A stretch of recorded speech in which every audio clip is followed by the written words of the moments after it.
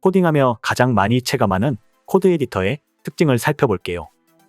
자바스크립트 언어로 1부터 10까지 양의 정수를 합산하는 코드를 먼저 짜겠습니다. 두 가지 방식으로요. 자바스크립트 언어를 모르는 분은 당황스럽지 않을까요? 그럴까요?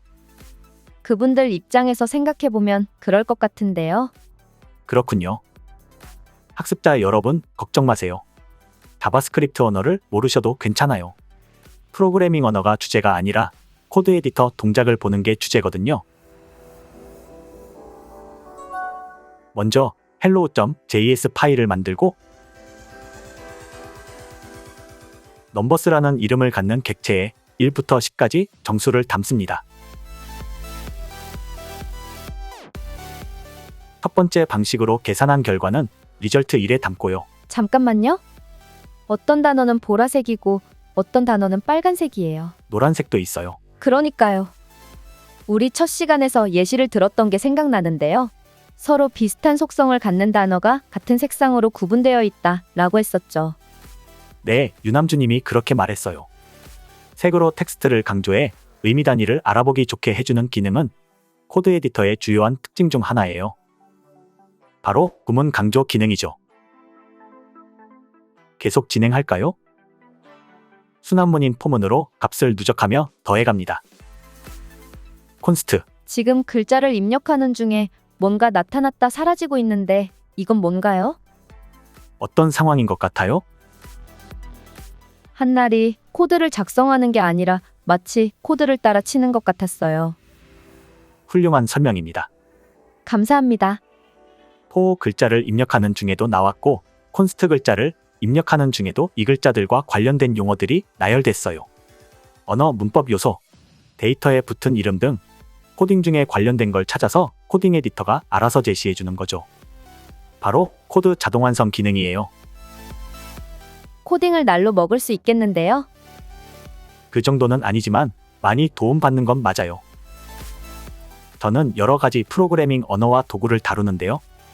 세세하게 다 기억하진 못해요.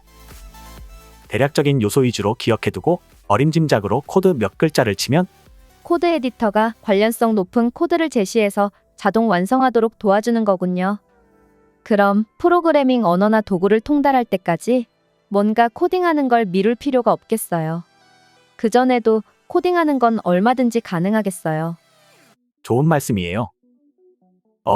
방금 거 편집하고 제가 그 대사를 하는 건 어때요? 흥, 말하며 코딩하다 보니 어느새 거의 다 작성했네요. 두 번째 방법은 리듀스라는 동작으로 계산했는데 코드 에디터가 리듀스에 대해 설명도 해줬죠. 코딩 작업 중 문서화 작업을 해두면 코드 에디터가 문서화한 내용을 참조해서 필요한 상황에 보여줘요. 푸딩 캠프의 프로그래밍 과정에서 다룰게요. 기대되네요. 유남주님이 잘 코칭해주면 좋은 결과가 있을 거예요. 좋아요. 근데 10번, 11번 줄 말이에요. 네, 제 눈에도 꽤나 거슬리고 딱 봐도 일부러 저렇게 코드를 작성하신 것 같은데. 고통스럽네요. 히히, 그럴 줄 알았어요.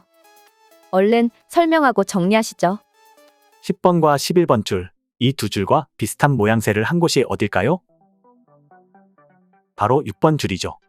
왜냐하면 6번 줄은 5번 줄과 7번 줄에 있는 중괄호로 둘러싸여 있고 10번과 11번 줄도 중괄호로 둘러싸여 있거든요. 자바스크립트에서 중괄호로 감싼 구역을 블록 스코프라고 해요. 스코프는 단어 뜻 그대로 어떤 맥락이나 상황의 범위에 대한 한계인데요. 범위, 한계라는 뜻으로 보아하니 스코프 안과 밖을 구분하는 것 같죠? 자바스크립트뿐만 아니라 대부분 프로그래밍 언어는 스코프로 구분하는 영역을 들여 써서 시각적으로 스코프로 알아보기 좋게 해요. 그럼 10번, 11번 줄이 있는 블록 스코프도 들여 써서 통일감을 내보겠습니다. 간단한 방법은 직접 들여 쓰는 거죠. 하지만 코드 에디터로 더 간단하고 편하게 들여 쓸 수 있어요. 명령 팔레트를 열고 저기 한날. 명령 팔레트 이번에 처음 등장했어요. 고마워요. 명령 팔레트는 뒤에서 다룰 거고요. 여기에선 단축키로 명령 팔레트 기능을 바로 쓸게요. 맥OS에서는 커맨드 키와 쉬프트 키를 누른 상태에서 P키를 누르고 윈도우에서는 컨트롤 키와 쉬프트 키를 누른 상태에서 P키를 누릅니다. 명령 팔레트가 열리면 입력란에 포맷이라고 입력하세요. 그럼 문서 서식이라는 명령어가 나열돼요.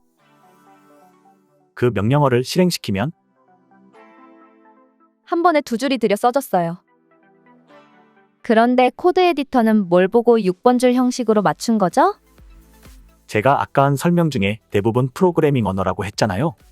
네, 프로그래밍 언어마다 문법은 다르지만 관례처럼 전해오는 코드 양식은 비슷해요. 이를 코딩 컨벤션이라고 하죠. 코딩 세계에서 코딩 컨벤션 규칙을 코드 에디터가 해석할 수 있게 만들면 코드 에디터가 이 규칙을 해석해서 사용자의 코드를 규칙에 맞춰 코드 양식을 고쳐요. 마치 포맷에 맞춰 텍스트를 딱딱 배치하는 것 같아서 코드 포매팅이라고도 하죠.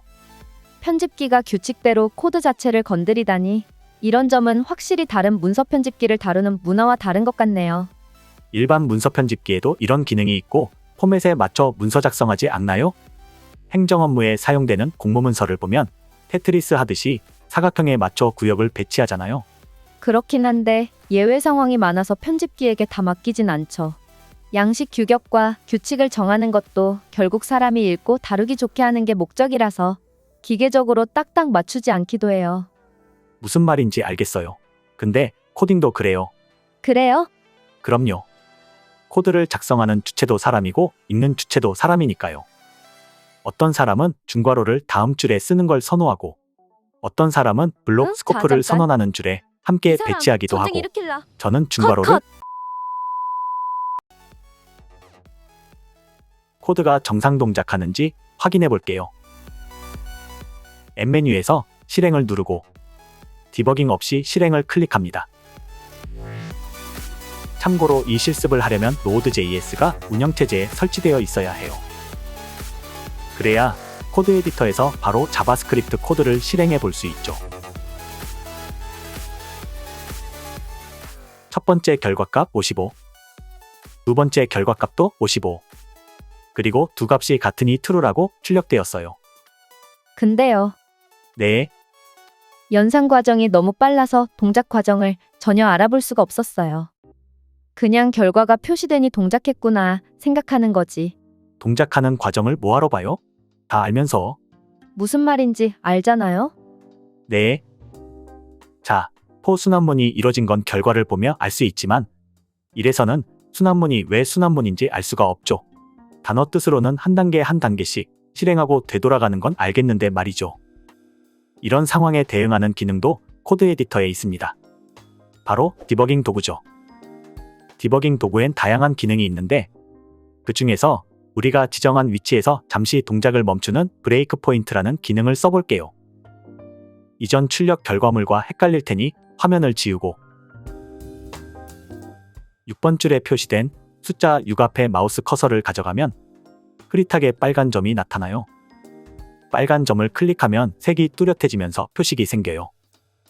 디버깅 도구는 코드를 실행하는 중에 이 지점에 도달하면 잠시 동작을 멈춥니다. 몇 군데 더 찍어요. 그럴까요? 리절트 2도 확인해야 하니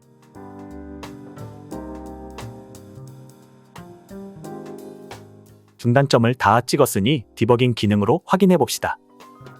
메뉴에서 실행을 누르고 디버깅 시작을 누릅니다. 오, 정말 빨간 표식이 있는 줄에서 멈춘 것 같아요. 네, 넘버스에 숫자 10개가 들어있고 첫 순환에서 맨 앞에 있는 숫자 1을 꺼냈어요. 포문을 보면 value of numbers라고 되어 있죠. 무슨 뜻인가요? 넘버스의 밸류요. 조금만 더. 숫자들의 값이요. 좋아요. 코드에서 읽히듯이 실제 동작도 그래요. 넘버스에 들어있는 숫자 중 숫자 1을 꺼내서 value에 담는 거죠. 왼쪽 줄 사이드바 또는 기본 사이드바. 고마워요. 액티비티 바를 보면 삼각형의 벌레가 올라탄 디버깅 아이콘이 활성화되어 있죠. 그래서 디버깅 액티비티에 대한 요소가 기본 사이드바에 표시되고 있어요. 디버깅 상황에서 현맥락에 대한 정보를 알아야 하는데 현맥락상 밸류 값이 숫자 1이라는 걸 볼 수 있어요. 계속 이 상태로 멈춰 있나요? 네, 디버깅을 계속 진행하거나 중단할 때까지는 디버깅 상태를 유지해요. 계속 진행하시죠. 디버깅을요? 아니면은 설명을요? 목적어를 빠뜨려서 죄송합니다. 디버깅을 계속 진행하시죠. 디버깅을 계속하려면 디버깅 재생 버튼을 누르면 돼요. 어딨지? 아, 여기에 있네요. 원래 이렇게 잘 안 보이는 곳에 슬며시 나타나나요? 슬며시 나타나는 건 아니지만 눈에 잘 안 띄이긴 하죠. 게다가 나타나는 위치도 좀 대중 없는 편이고요. 어차피 저는 단축키를 쓰기 때문에 어디에 나타나든 상관은 없어요. 한날이 어떠하든 전 상관없고 학습자분들이 잘 찾을 수 있느냐가 제게 더 중요해요. 네. 그럼 계속 진행할게요. 한 번 더 순환했나 봐요. 밸류의 값이 2가 됐어요. 한 번 더. 더. 근데 여기서 잠깐. 밸류 값은 그렇다 치고 리절트 1 값도 잘 바뀌고 있는지는 궁금하지 않아요? 그 말 하려고 했어요. 여기에 로컬을 눌러 영역을 펼치면 아래쪽에 리절트 1도 있어요. 9번째 순환을 마치기 전이라 숫자 8까지 누적하여 리절트 1의 값은 36이네요. 로컬이 뭔가요? 아까 프로그래밍 언어엔 스코핑이라는 게 있다고 한 것 기억하시죠? 여기에 표시된 로컬과 글로벌도 스코프 종류예요. 지역 스코프냐 전역 스코프냐에 따라 변수라는 객체가 영향을 미치는 범위가 달라지죠.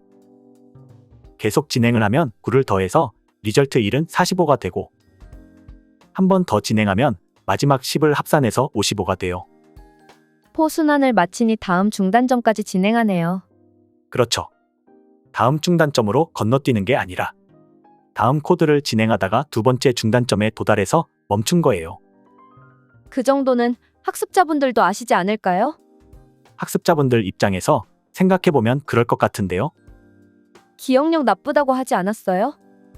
그렇긴 한데 그런 말 한 적은 없는데요. 얄밉다. 디버깅 계속 진행할까요? 두 번째 구현 방식은 매순환을 확인하지 않아서 금방 끝날 테니 마저 확인해요.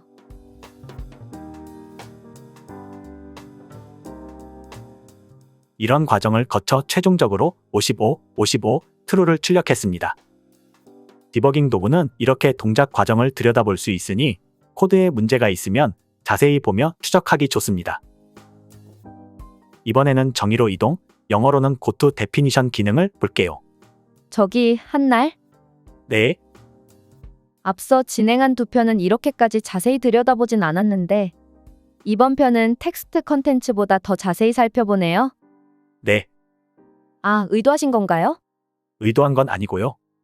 비주얼 스튜디오 코드를 설치하고 파일과 디렉토리 만드는 걸 더 세분화려 했는데 뭘 더 다룰 수 있을지 도저히 상상력이 발휘되지 않더라고요. 초심을 잃었군요. 전 컴퓨터를 접한 첫날부터 잘 다뤘는데요. 계속 진행. 아니, 설명을 계속 진행하시죠. 15번 줄에서 계산 결과를 출력하는데요. 여기가 15번 줄이 아니라 150번 줄이라고 가정합시다. 150번 줄에 있는 리절트 1과 리절트 2가 어디에서 유래했는지 출처를 확인하려면 150여 줄을 헤매고 다녀야 해요. 다행히 프로그래밍 코드는 듬성듬성 텍스트가 배치되어 문학책 150줄에서 특정 단어를 찾는 것보다는 쉽겠죠. 그래서 실제로는 대충 눈으로 슥슥 훑어서 찾기도 해요. 지금 무슨 말 하려는지 알아요. 이쪽 세계에선 눈디프라고 역시. 하는 기술이죠. 그거 텍스트 컨텐츠에서도 실패한 농담 아니에요? 챗. 어쨌든 코드 에디터 기능을 이용해 리절트 1과 리절트 2의 출처를 찾아보겠습니다. 바로 정의로 이동하는 기능이죠. 먼저 리절트 1 단어를 클릭하고 마우스 우클릭을 해서 컨텍스트 메뉴를 펼칩니다. 정의로 이동, 영어로 go to definition 항목을 선택하면 리절트 1의 출처로 화면과 키보드 커서가 이동해요. 바로 3번 줄에 있는 리절트 1이죠. 같은 방법으로 리절트 2도 찾을 수 있어요. 9번 줄에 있는 리절트 2죠. 많이 사용하나요? 눈디프요? go to definition이요. 그럼요. 저는 이 기능의 단축키로 ZG로 지정해서 은밀감 넘치게 키를 눌러 정의된 구역으로 이리저리 돌아다닌답니다. 코딩하는 모습을 보면요. 누구의 모습이요? 당신이요, 당신? 네, 마치 탭을 수십 개 열어놓은 한날의 웹브라우저처럼 코드 에디터에서도 탭을 엄청 많이 열어놓던데 헐. 그거 탭 기능인가요? 앞문장은 없어도 되는 예문 아니었어요? 위험을 분산한답시고 브라우저를 종류별로 실행해서 각 브라우저마다 탭을 수십 개씩 연다고 한 것도 아닌데 뭐 그리 빡빡하게 말씀하신 그래요. 기능은 탭 기능이라고 해도 문제 힐. 없어요. 조금 더 정확하게 표현하면 좀 더 정확한 것 좀 에디터 그만. 그룹이 탭으로 구분되어 열려 있는 거예요. 이 기능을 파일 동시 열기라고 하죠. 정말 그 이름이에요? 왜요? 이름이 모호해서요. 파일을 여러 개 열어서 탭으로 구분한 것을 의미하기도 하지만 파일을 한 화면에 여러 개 열어서 보는 것도 파일을 동시에 여는 것이라고 할 수 있잖아요. 좋은 지적이에요. 여기에서 말하는 파일 동시 열기는 제가 웹브라우저 탭을 수십 개 여는 것처럼 파일을 여러 개 열어서 탭이 나뉘어져 있는 걸 가리켜요. 정신없게 왜 여러 파일을 열어요? 뭘 고민해요? 파일을 여러 개 열어서 편집하는 상황을 제3자 입장에서 생각해보니 정신없다고 느낄 수 있겠네요. 우선 왜 그런지부터 설명하면 보통은 한 파일에 많은 코드를 작성하기보다는 여러 파일로 코드를 나눠요. 단순히 코드양으로 나누는 건 아니고요. 맥락이 달라지면 다른 파일로 나누곤 해요. 이건 프로그래밍 언어마다 코딩 컨벤션이 다르긴 한데 한 소스 파일에 여러 맥락을 뒤섞지 말자는 정서가 강하죠. 개발자들 사이에서 정서라니 왠지 안 어울리는 것 같아요. 그거 나쁜 발언? 죄송합니다. 여러 파일로 코드를 나누는 대신 관련 있는 파일을 서로 가까이 놓곤 해요. 코드 응집도라고 하죠. 아, 그렇기 때문에 정의로 이동하는 기능을 많이 쓸 수밖에 없겠네요. 훌륭합니다. 감사합니다. 근데 언제까지 이 화면 열어놓고 있을 거예요? 진행하죠. 동작 자체는 워낙 간단하고 많은 사람에게 익숙한 동작이거든요. 그래서 왜 코딩할 때 파일을 여러 개 여는지 상황을 설명해 봤어요. 마지막으로 살펴볼 기능은 코드 에디터가 아니면 좀처럼 접하지 못하는 기능이에요. 그거 나쁜 발언. 여러 문서 편집기를 검사해 보니 대부분 이 기능 없던데요. 발언 취소. 그래서 그 기능은 뭔가요? 다중 선택 기능이에요. 같은 단어를 여러 개 선택해 동시에 편집하는 기능이죠. 듣고 보니 정말 그런 것 같네요. 저도 자주 쓰진 않아요. 몇 번 실수한 뒤로는 다른 기능으로 이 동작을 대신하죠. 이 기능은 프로그래밍을 실제로 해야 설명이 와닿는 거라서 이 컨텐츠에선 다루지 않을게요. 근데요, 이번에도 정지 화면이 노출되는 시간이 점점 길어지는데 실습부터 하는 건 어떨까요? 끊어주셔서 고마워요. 그럼 어떤 텍스트로 실습해 볼까요? ACC와 CUR이요. 무슨 단어인지 모르겠어요. 좋은 선택이에요. 리듀스 코드를 작성할 때 저 텍스트를 쓰는 게 제 습관이거든요. 먼저 ACC부터 바꿀게요. ACC 4개 중 아무거나 하나를 골라 그 텍스트에 커서를 놓고요. M 메뉴에서 선택 영역을 누릅니다. 여러 항목 중에서 다음 항목 추가를 클릭하면 커서가 있는 텍스트가 선택 항목으로 지정돼요. 다음 선택은 단축키로 해보죠. 윈도우에서는 컨트롤 D, 맥OS에서는 커맨드 D예요. 단축키를 누르니 커서가 있는 위치 이후에 있는 텍스트 중 가장 가까운 게 선택되죠? 선택 항목에 이 텍스트가 추가된 거예요. 나머지도 같은 방식으로 모두 추가할게요. 이 상태에서 글자를 입력하면 ACC 4개가 동시에 변경되네요. 어큐뮬레이터 철자 헷갈리니 잠깐만 조용히 해주세요. 철자 맞아요. 휴. CURR도 같은 방식으로 바꿀게요. 이 텍스트는 커런트 밸류를 줄인 말이에요. 근데 내가 원하지 않는 텍스트도 선택 항목으로 추가되면 어쩌죠? 대개는 같은 맥락인 텍스트 항목만 추가돼요. 만약에 말이에요. 그건 위험을 초래하는 코드인 경우에 주로 일어나요. 프로그래밍 언어에 따라서는 그런 식으로 이름을 무분별하게, 무분별한지 어떻게 알아요? 정적 타입 언어 입장에선 무분별해요. 아무튼 프로그래밍 언어에 따라서는 무분별하게 이름을 사용하는 코드를 허용하지 않아요. 고마워요. 왜 그런지는 프로그래밍 언어 컨텐츠에서 설명하실 거죠? 네, 알겠어요. 그럼 이번 편은 여기서 마칠까요? 좋아요. 학습자 여러분, 다음 편에서 뵐게요.